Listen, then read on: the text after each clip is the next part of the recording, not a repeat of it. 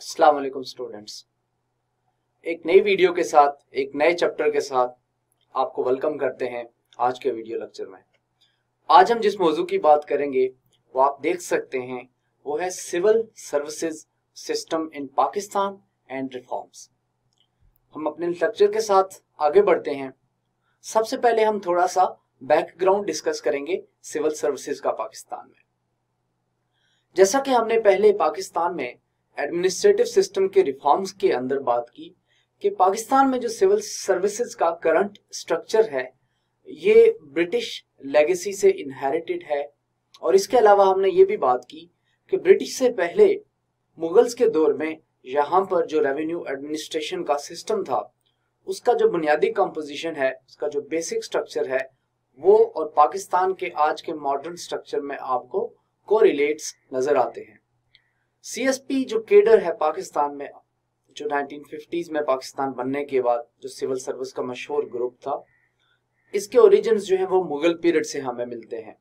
और मुगल पीरियड में हमने बात की कि परगना के लेवल के ऊपर, जो कि आज के दौर में जिसको डिस्ट्रिक्ट कहा जाता है, मुगलों के रेवेन्यू एडमिनिस्ट्रेशन के निजाम में उसको परगना कहा जाता था। परगना को एक आमिल एडमिनिस्टर करता था। आमिल को आज के दौर में आप डिप्टी कमिश्नर कहेंगे। ये निजाम 15वीं और 16वीं सदी में मुगलों ने डिवाइस किया।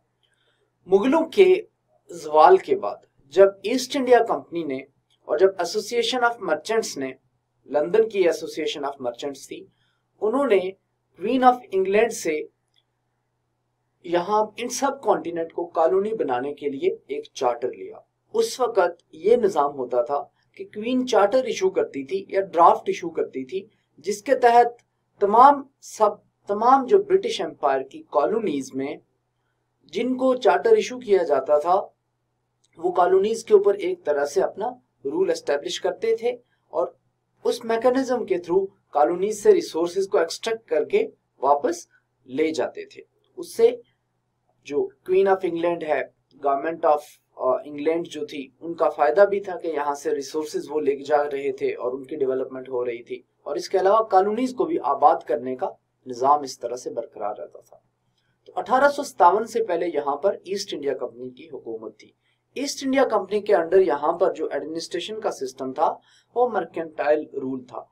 लेकिन 1857 की जंग आजादी के बाद ईस्ट इंडिया कंपनी से यहाँ की गवर्नेंस, उनसे जो चार्टर था वो रिपील कर दिया गया, उनसे चार्टर वापस ले लिया गया। उसके बाद यहाँ पर इंपीरियल सर्विसेज जो क्वीन को रिप्रेजेंट करती थी, यानी जो क्वीन ऑफ इंग्लैंड की तरफ से अपॉइंट होती थी, उनको इंपीरियल सर्विसेज कहा जाता था।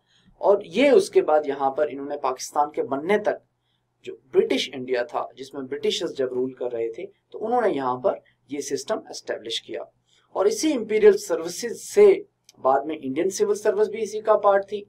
और पाकिस्तान बनने के बाद जो हमारे पास ब्यूरोक्रेसी आई वो भी इसी की एक कॉन्टिन्यूएशन थी। 1886 और 87 में एचिसन कमीशन बनाया जाता है। एचिसन कमीशन ने सबसे पहले जो नेटिव्स थे इंडिया के, उनकी जो रॉयल सिविल सर्विस थी, इंपीरियल सर्विस थी, उसमें शमूलियत की इजाजत दी। एचिसन कमीशन के बाद ही जो इंडिया में इंडियन सिविल सर्विस थी उसकी मॉडर्न ग्राउंड्स के ऊपर, आज जिन ग्राउंड्स के ऊपर आपको ये सर्विस नजर आती है, इसकी बुनियाद रखी गई। ऐसे ही पाकिस्तान में 1947 के बाद जो सीएसपी केडर थी वो एक रेप्लिका था इंडियन सिविल सर्विस का। इसके ऊपर हम पहले भी बात कर चुके हैं। इसके अलावा पाकिस्तान में आपको डिफरेंट प्रोविंसेस में प्रोविंशियल सिविल सर्विस भी नजर आती है। आप जानते हैं कि पंजाब में प्रोविंशियल सिविल सर्विसेज के जो एग्जाम्स हैं वो पीएमएस के थ्रू, पीसीएस, पंजाब में जो सिविल सर्विस है पंजाब के जो प्रोविंस की हदूद के अंदर सर्व करती है, उनको रिक्रूट किया जाता है। इसी तरह से ऑल इंडिया सर्विसेज के मॉडल के ऊपर पाकिस्तान बनने के बाद ऑल पाकिस्तान सर्विसेज का नाम दिया गया। इसमें दो सर्विसेज थी। एक सर्विस इसमें सीएसपी थी, जो कि आज के दौर में मॉडर्न पाकिस्तान एडमिनिस्ट्रेटिव सर्विसेज का ग्रुप है, और दूसरा जो ग्रुप है वो पुलिस सर्विस ऑफ पाकिस्तान का था। तो पुलिस सर्विस ऑफ पाकिस्तान और सीएसपी जो आज के दौर में पाकिस्तान एडमिनिस्ट्रेटिव सर्विस है, इनको कलेक्टिवली ऑल पाकिस्तान सर्विस कहा जाता था।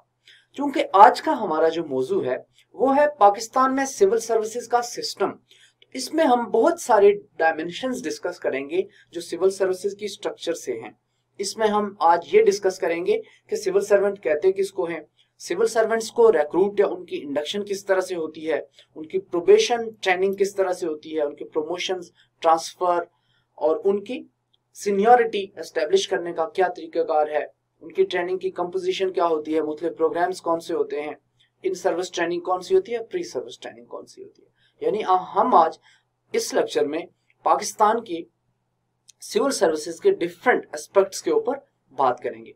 सबसे पहले हम बात आज करते हैं सिविल सर्वेंट की तारीफ के ऊपर।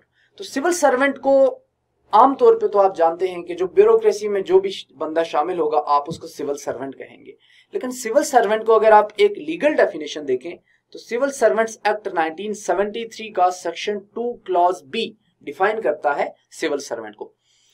इस सेक्शन 2B के मुताबिक हर ऐसा शख्स जो है सिविल सर्वेंट है जो कि मेंबर है ऑल पाकिस्तान सर्विस का। तो पहली बात आपको क्या नजर आती है, ऑल पाकिस्तान सर्विस। अगर मैं इसको ऑल पाकिस्तान सर्विस को एपीएस कहूं तो इसमें दो चीजें शामिल थी। पहला मैंने बात की सीएसपी और दूसरा मैंने बात की पीएसपी, जो दो ग्रुप्स इसमें शामिल थे। तो ये दोनों सिविल सर्विस ऑफ पाकिस्तान का पार्ट हैं। बट इसमें आगे भी बात करता है are a civil service of the federation, या फेडरेशन की किसी दूसरी सिविल सर्विस का जो बाकी ग्रुप्स हैं उनका अगर मेंबर है तो वो भी सिविल सर्वेंट कहलाएगा।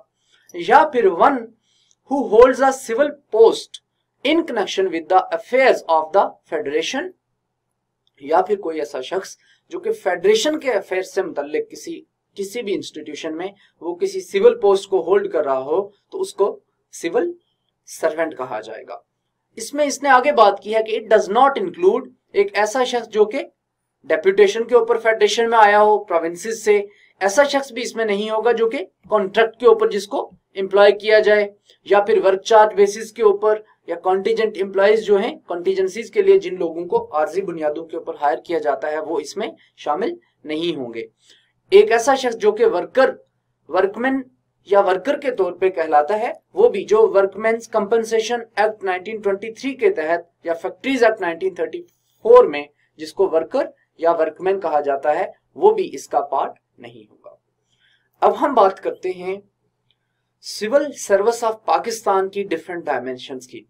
अभी देखें हम जिन जिन एस्पेक्ट्स की बात करेंगे उनमें हम देखेंगे कि अपॉइंटमेंट कैसे होती है, प्रोबेशन का पीरियड कैसे पास होता है, ट्रेनिंग कैसे की जाती है, डेवलपमेंट कैसे की जाती है सिविल सर्वेंट्स की, उनकी परफॉर्मेंस को कैसे गेज किया जाता है, उनकी रेम्यूनरेशन और कंपनसेशन के पैकेजेस क्या हैं, उनका प्रमोशन का स्ट्रक्चर किस तरह से डिसाइड होता है, ग्रेड 17 से 18 में जाना है, 18 से 19 में जाना है, क्या टेन्योर प्रोटेक्शन हासिल है, या फिर लीव और रिटायरमेंट के रूल्स क्या हैं, रिटायरमेंट किस एज के ऊपर होती है।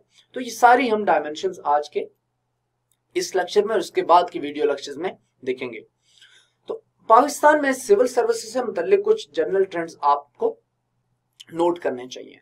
सबसे पहली बात तो ये है कि there is an incongruence between written rules and practices.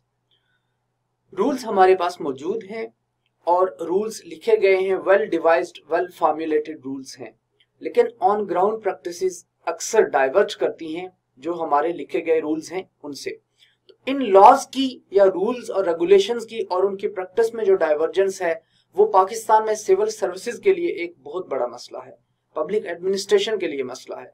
ये जो प्रॉब्लम है इस प्रॉब्लम को सामने रखते हुए ही हम बात करते हैं कि हमें एडमिनिस्ट्रेटिव रिफॉर्म्स की जरूरत है, हमें गवर्नेंस रिफॉर्म्स की जरूरत है और हमें सिविल सर्विसेज के स्ट्रक्चर को रिफॉर्म करने की जरूरत है। इसके अलावा करप्शन का मसला एवर प्रेजेंट है, अब्यूज ऑफ पब्लिक ऑफिस है, पाम ग्रीजिंग है, नेपोटिज्म है, करप्शन है, नेपोटिज्म की टेंडेंसीज है, ओवर सेंट्रलाइजेशन है। ओवर सेंट्रलाइजेशन का ये मतलब है कि कुछ लोगों के हाथों में पावर हद से ज्यादा इकट्ठी हुई है। सेंट्रलाइजेशन के ऊपर हम बात कर चुके हैं। ओवर सेंट्रलाइजेशन का मतलब है कि एक्सेस सेंट्रलाइजेशन। ओवर सेंट्रलाइजेशन का मतलब है कि हद से ज्यादा जब किसी एक शख्स के हाथों में पावर्स एक्यूमुलेटेड हो तो उसको आप ओवर सेंट्रलाइजेशन कहेंगे। वीक कंट्रोल, पॉलिटिसाइजेशन, हमारी ब्यूरोक्रेसी में पॉलिटिक्स की बहुत ज्यादा इन्वॉल्वमेंट है, ये एक और फैक्टर है जो कि हमारी ब्यूरोक्रेसी में नजर आता है आपको। लो वेजेस, ओवरऑल ब्यूरोक्रेट्स की जो वेजेस हैं, उनकी जो पेज हैं वो कम है। पेज कम होने की वजह से, इंसेंटिव्स कम होने की वजह से अक्सर प्राइवेट सेक्टर से या कॉम्पिटेंट लोग सिविल सर्विसेज की तरफ आना पसंद नहीं करते और इसकी बजाय प्राइवेट सेक्टर में जाने को तरजीह देते हैं या फिर मुल्क से बाहर जाके सर्व करने को तरजीह देते हैं। इसके अलावा इंसेंटिव्स की भी एब्सेंस है। पाकिस्तान में अब हम थोड़ी देर बात करेंगे फेडरल और प्रोविंशियल सेक्रेटेरिएट का स्ट्रक्चर क्या है। तो ये बात याद रखिए कि इंटरनेशनल क्राइसिस ग्रुप की रिपोर्ट 2010 में, इस रिपोर्ट के मुताबिक पाकिस्तान में 2.4 मिलियन लोग जो हैं वो सिविल सर्वेंट्स हैं। एक और रिपोर्ट के मुताबिक पाकिस्तान में सिविल सर्वेंट्स टू सिटीजन। मैं उम्मीद करता हूं कि आपने इस लेक्चर को एंजॉय किया होगा। कंप्लीट लेक्चर नियर पियर की ऐप जो प्ले स्टोर से या ऐप स्टोर से आप डाउनलोड कर सकते हैं या फिर वेबसाइट www.nearpeer.org के ऊपर आप देख सकते हैं। YouTube के ऊपर सारे के सारे लेक्चर जो है वो स्कैटर्ड होते हैं, कोई कहां पढ़ा है कोई कहां पढ़ा है, तो एक फ्लो नहीं बन पाता पढ़ाई का। लेकिन वेबसाइट के ऊपर ऐसा हरगिज़ नहीं है। तमाम के तमाम लेक्चर टीचर्स ने एक फ्लो के साथ एक ऑर्गेनाइज स्ट्रक्चर के अंदर डाले हुए हैं और ना सिर्फ लेक्चर्स हैं बल्कि साथ में क्विजेस भी हैं, टेस्ट बैंक भी है, स्केड्यूल भी है प्रॉपर, जिसको आप फॉलो करके अपनी तैयारी को ऑप्टिमाइज कर सकते हैं। एआई बॉट है जिससे आप कोई भी सवाल करें तो 30 सेकंड के अंदर अंदर आपको जवाब मिल जाता है। 24/7 टीचर का एक्सेस है, लाइव सेशंस का पूरा स्केड्यूल है, तमाम वो चीजें जो आपकी तैयारी को पक्की बनाने में आपकी हेल्प कर सकता है। अगर आपका कोई भी सवाल, कोई भी क्वेरी, कोई भी कंफ्यूजन है तो feel free to drop us a WhatsApp on the given number. हमारे काउंसलर्स हर वक्त इंतजार में बैठे होते हैं कि वो किस तरह से आपकी बेहतरीन तरीके से मदद कर सकते हैं। All the best.